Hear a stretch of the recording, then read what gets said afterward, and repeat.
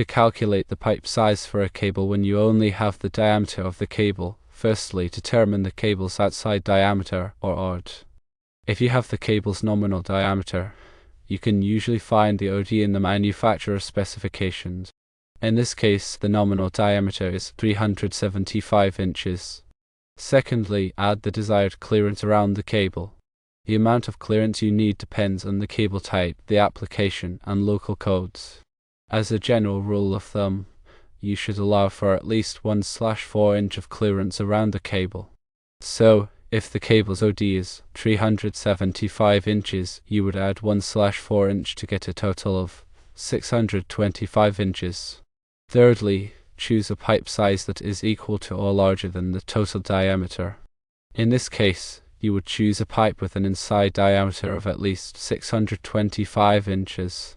For example, if the cable's nominal diameter is 375 inches and you want 1/4 inch of clearance around the cable, you would choose a pipe with an inside diameter of 625 inches or larger. In electrical installations, selecting the correct conduit or pipe size is crucial for ensuring safety, compliance with electrical codes like the National Electrical Code or NEC, and the long-term reliability of the wiring system. The process involves understanding cable properties, conduit specifications, and relevant code requirements. Firstly, understanding cable properties is paramount. The most important parameter is the cable's outside diameter, or OD. This is the actual physical diameter of the cable including any insulation or jacketing. If the cable is a single conductor, this measurement is straightforward. However, for multi-conductor cables, the OD will be larger than the individual conductor sizes due to the presence of insulation, fillers, and an overall jacket. Cable manufacturers typically provide the OD in their product specifications, which can be found in catalogs, datasheets, or online. It's important to consult these specifications rather than relying on estimated values, as variations in manufacturing and insulation thickness can affect the OD. If the OD is not explicitly stated, it can be measured directly using calipers or a diameter tape. Accurate measurement is crucial for proper conduit sizing. Secondly, determining the required clearance is also important. Electrical codes, like the NEC, specify fill ratios for conduits, which limit the amount of space that cables can occupy within a conduit. These fill ratios are designed to prevent overheating, facilitate cable pulling, and allow for future cable additions or replacements. The NEC provides tables and guidelines for calculating conduit fill, taking into account the number and size of conductors. In general, a minimum clearance is required to ensure adequate ventilation and prevent damage to the cable insulation during installation. A common practice is to allow at least 25% spare space within the conduit, meaning that the total cross-sectional area of the cable should not exceed 75% of the conduit's internal area. To determine the required clearance, calculate the cross-sectional area of the cable by using the formula for the area of a circle, which is pi times the radius squared. The radius is half of the cable's OD. Multiply this area by the number of cables to be installed in the conduit.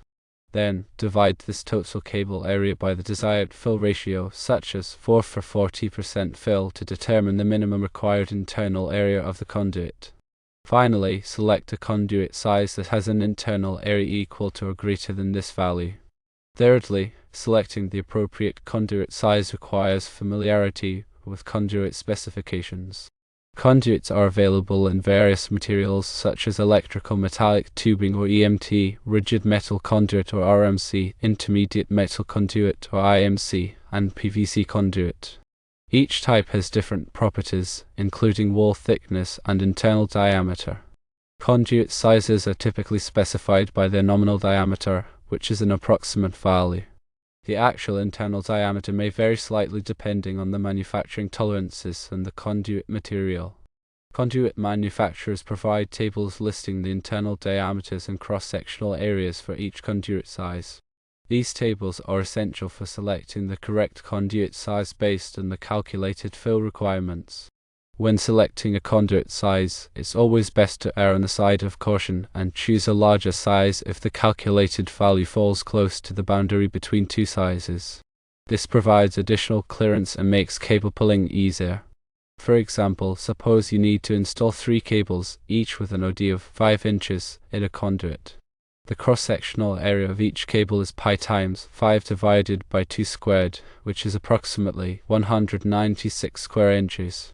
The total area of the 3 cables is 3 times 196, which is 588 square inches. If you want to maintain a fill ratio of no more than 40%, you would divide 588 by 4 to get the minimum required internal area of the conduit, which is 1.47 square inches. Consulting a conduit table, you would find that a 1-inch EMT conduit has an internal area of approximately 864 square inches, which is not sufficient. A 1/4-inch EMT conduit has an internal area of approximately 1.5 square inches, which meets the requirement. Therefore, you would select a 1/4-inch EMT conduit for this installation. In addition to fill ratios, other factors can influence conduit sizing, such as the number of bends in the conduit run. Each bend increases the pulling tension on the cables, making it more difficult to install them. The NEC limits the number of bends in a conduit run to 360 degrees total between pull points, which are typically junction boxes or pull boxes. If the conduit run has multiple bends, it may be necessary to increase the conduit size to reduce the pulling tension. The type of cable being installed can also affect conduit sizing. Some cables, such as those with a rough or irregular outer surface, may require more clearance than others. Similarly, cables that are sensitive to heat may require larger conduits to provide better ventilation. Local electrical codes and regulations may impose additional requirements for conduit sizing. It's important to consult these codes and regulations to ensure compliance. For example, some jurisdictions may require larger conduits for certain types of occupancies or applications. In summary, calculating the correct conduit size for electrical cables involves determining the cable's outside diameter, calculating the required clearance based on fill ratios and other factors, and selecting a conduit size that meets these requirements. Accurate calculations and careful consideration of all relevant factors are essential for ensuring a safe and compliant electrical installation. Always consult with a qualified electrician or electrical engineer if you have any questions or concerns about conduit sizing. It can provide expert guidance and ensure that the installation meets all applicable codes and regulations. Remember that electrical work can be dangerous, and it's important to take all necessary precautions to protect yourself and others. Always de-energize circuits before working on them and use appropriate personal protective equipment such as gloves and eye protection. With proper planning and execution, you can safely and effectively install electrical cables and conduits, ensuring a reliable and long-lasting electrical system. In the example provided, with a cable diameter of 375 inches and a desired clearance of 25 inches, the minimum internal diameter of the conduit should be 625 inches. This means that a conduit with a nominal size of 3/4 inch would likely be suitable, as its internal diameter is typically greater than 625 inches. However, it's always important to consult the manufacturer's specifications to confirm the actual internal diameter of the conduit. Additionally, consider the fill ratio requirements and any other factors that may affect conduit sizing, such as the number of bends or the type of cable being installed.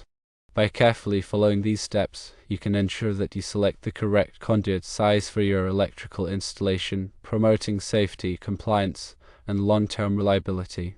Finally, always adhere to local electrical codes and regulations and consult with a qualified electrician if you have any doubts or concerns. Ensuring proper conduit sizing is a critical aspect of electrical work, and it's essential to get it right to prevent potential hazards and ensure the safe operation of electrical systems. In practical applications, remember that it's often beneficial to choose a slightly larger conduit size than the minimum required. This provides additional space for cable pulling and allows for future expansion or modifications to the wiring system. Overfilling conduits can lead to overheating, insulation damage, and difficulty in pulling cables, so it's always best to err on the side of caution. Regularly inspect conduit installations to ensure that they are properly supported and free from damage. Damaged or improperly supported conduits can pose a safety hazard and may need to be repaired or replaced. By following these guidelines and best practices, you can ensure that your electrical conduit installations are safe, reliable, and compliant with all applicable codes and regulations. And again, consider consulting with a professional electrician in Minnesota if you are unsure.